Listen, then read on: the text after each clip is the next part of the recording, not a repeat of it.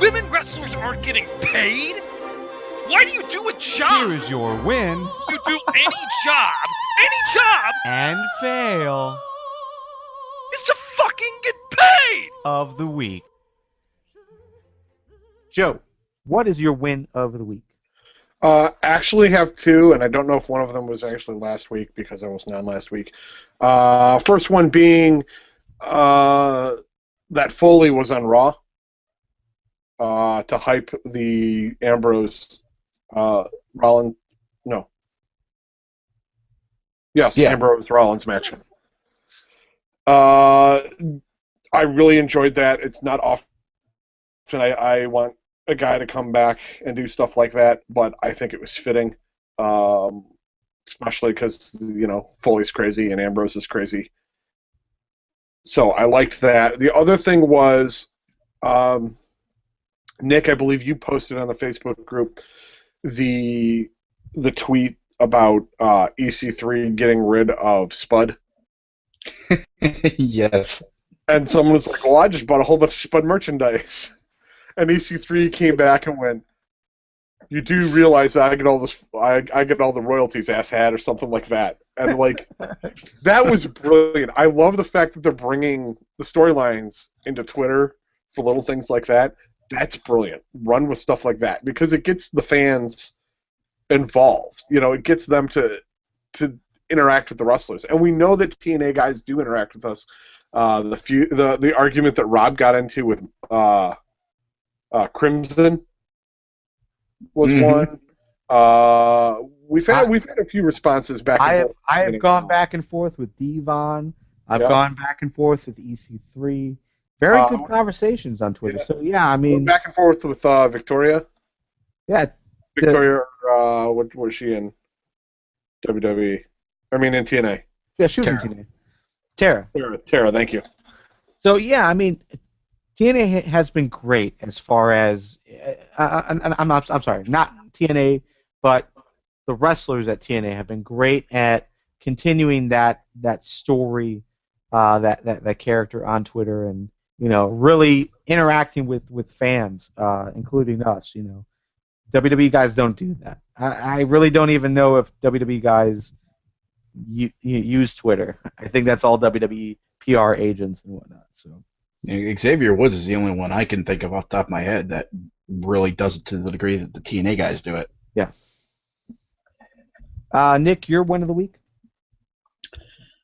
I guess my win of the week would just have to be how Ambrose is showing character growth.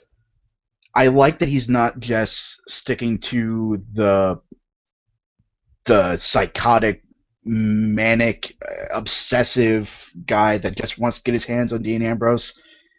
I like that he's displaying some other psychotic / neurotic tendencies, like watching a horror movie before a match and displaying exactly what he's going to do to Rollins with the dummy and the whole manslaughter by hot dog cart thing a few weeks ago.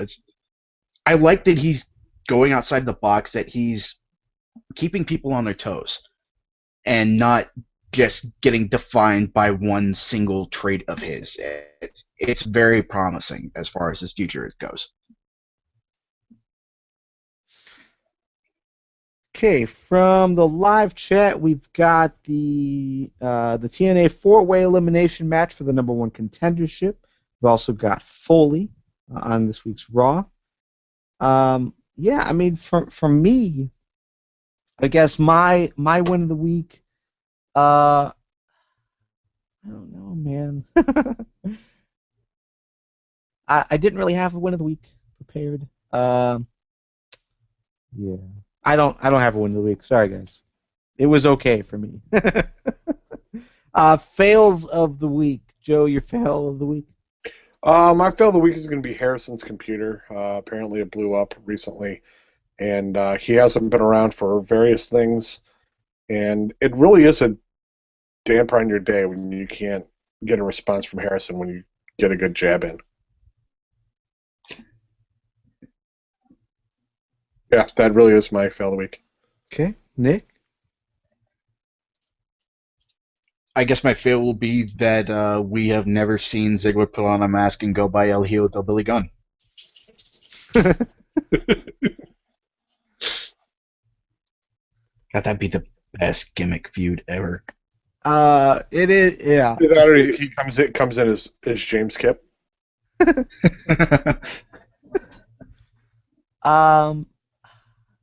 Yeah. Again, I was middle of the road pretty much everything that took place this week, wrestling wise.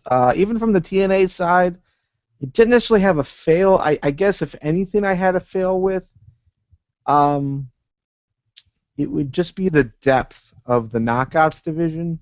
At Bound for Glory, we saw the mostly complete domination of Velvet Sky by Havoc. This week, we saw the complete domination of Madison Rayne by Havoc, and I can't think of anyone else on that on the roster that can face Havoc. It's not to the point of Brock Lesnar for sure, but it's just a matter of who else can they push there? Taryn Terrell, maybe? They really haven't done a good job making her look as good as she did before she left. It's not exaggerated like the Brock Lesnar title reign is, as far as his dominance over everyone, but there just isn't anyone else in the Knockouts division that I could see be a legit contender, a legit challenger. So I'm sure someone on YouTube will let us know if we're wrong there, but I can't think of anyone. Fails from the live chat. Raw, it had too much talking. And also all the rematches. I guess people are upset with Hell in a Cell just being a lot of rematches from what we've seen earlier on in this month on Raw and what else. TW Podcast.